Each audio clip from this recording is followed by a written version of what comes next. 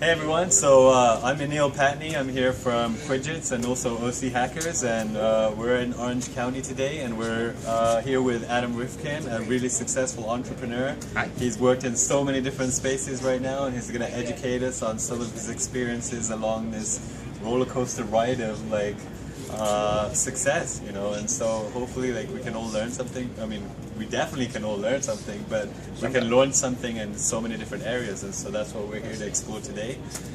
So I guess one of my first questions is, yesterday I read this article in the Forbes magazine about, the 5-minute favors and the power of sharing and contributing and and it states that obviously, I mean, you're ultimately happier when you give without expecting anything in return, yes. Right? And so, do you think this 5-minute favor and the practice of giving back is really vital to the startup community? I mean, what's your...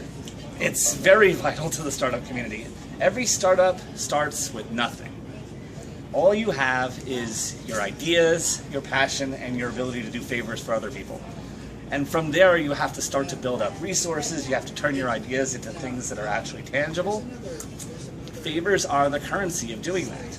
So as you're building something from nothing, favors are what connect you to the rest of the community. Favors are what make you part of something bigger than yourself, and it helps you grow your idea into a startup.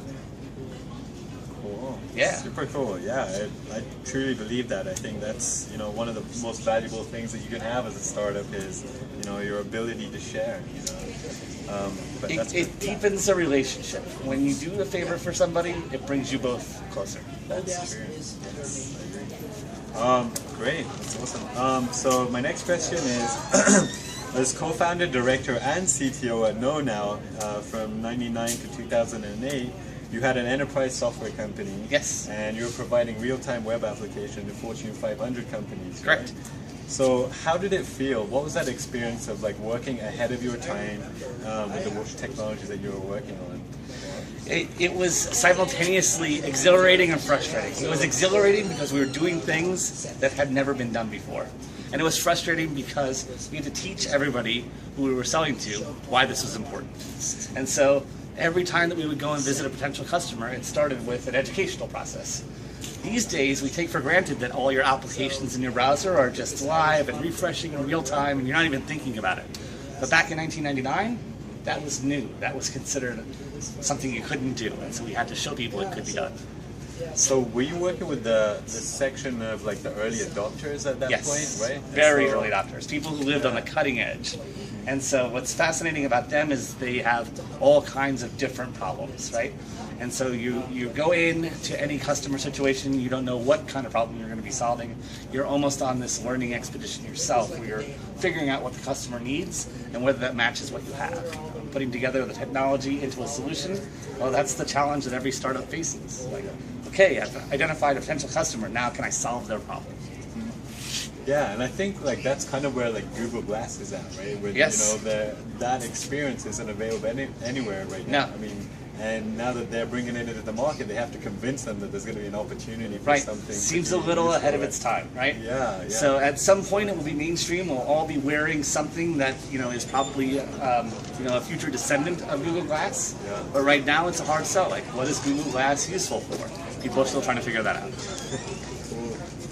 Okay, so my next question is.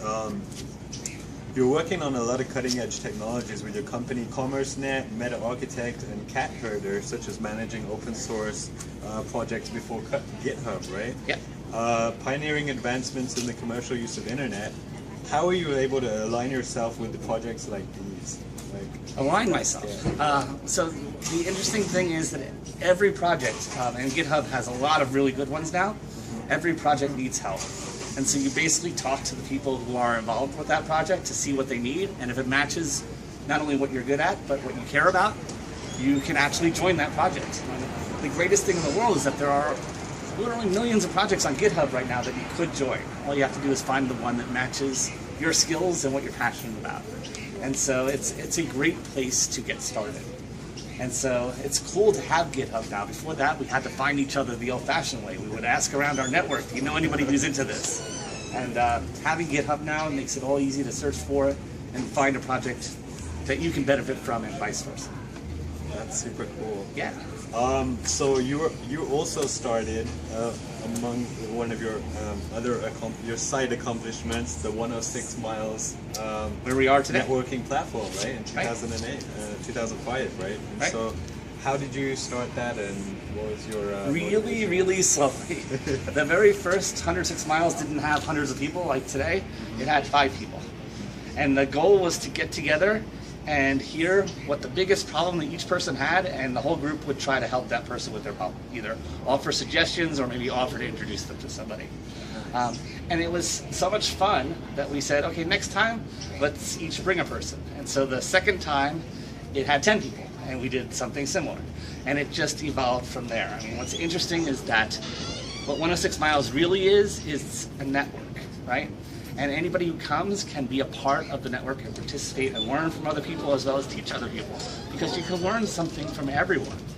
And so what's great about 106 miles now is that it has this kind of serendipity. You never know who you're going to be able to interact with, and you may be able to help each other, and it's a wonderful feeling too.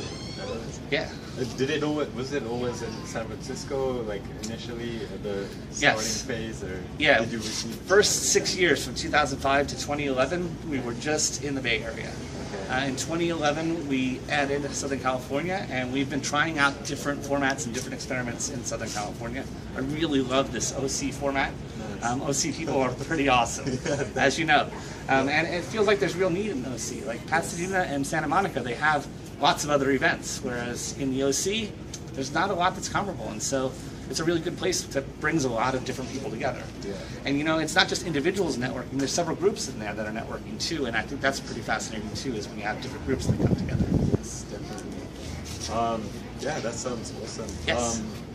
I guess one of the things I was going to mention, or advice that I was going to request, is so I started the OC Hackers Meetup group, and it's kind of aligned with what you guys are doing there, and I'm so excited to have this conversation with you, because a lot of the challenges that I faced in OC, because Orange County is a little bit different to San Francisco in the sense that, and LA and San Diego, in the sense that we don't have a city center, we don't have a central hub where everyone can conglomerates and stuff, and so when you don't have that central place that everyone can kind of that brings community about, how do you create a community in a fragmented place where there's like pockets of communities everywhere, and everybody's independent and separate? What would your advice be on You have to do it little by little. You won't grow to thousands of people overnight.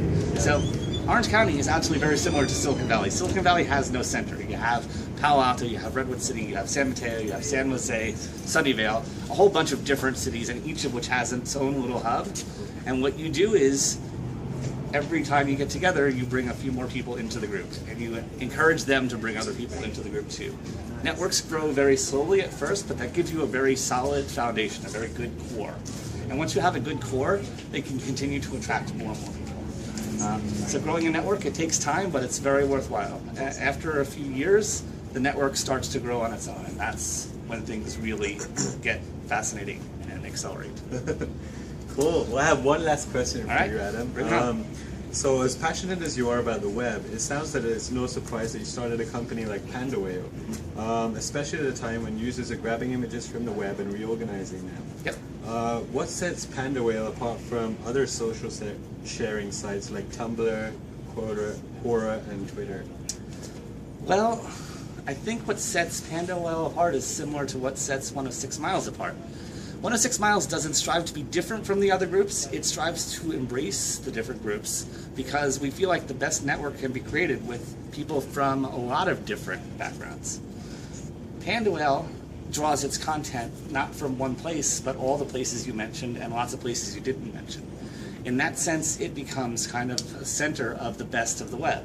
So as people find great things on Quora or Tumblr or other places, they can bring that into PandaWhale with links back to the places that they found it. And that benefits not just them, but everybody who they interact with on PandaWhale. So we are taking very much a networking approach towards PandaWhale as well. The goal is to embrace them all and to embrace the best of what they have to offer. That's super cool. By the way, I signed up to PandaWhale. I Awesome. love it. It's an awesome site, and I've discovered so much new content because it's always like, good stuff on it there. seems it seems like it's aggregated content that's like unique to just gives you a unique perspective on some area of like topic or discussion or category. I always find something new on there that's interesting too. So like you never know what you'll find, and that's kind of the joy of going there, is never knowing what to expect. Cool. Ladies and gentlemen, Adam Rifkin, thank you so much. Thank you for having me. Bravo.